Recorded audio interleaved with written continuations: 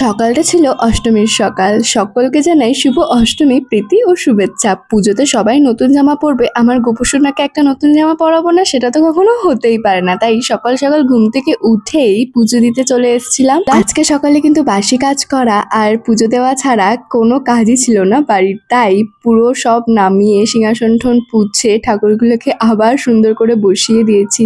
দেখো আমার গোপুসোনাকে এই নতুন জামাটা পরে কতটা সুন্দর লাগে। অষ্টমী পুজো আর নতুন জামা তো ওকে পরতেই হবে, তাই না? আজ কিন্তু আমি অনেকটাই সকালে উঠেছি। এইসব দিনে কিন্তু আমার ভোরবেলা উঠতে খুবই বেশি ভালো লাগে। তারপরে আমি পরে নিয়েছিলাম আলতা, যেহেতু আমরা সবাই মিলে যাব এখন দুর্গা মায়ের মণ্ডপে পাড়ার পুজোতে।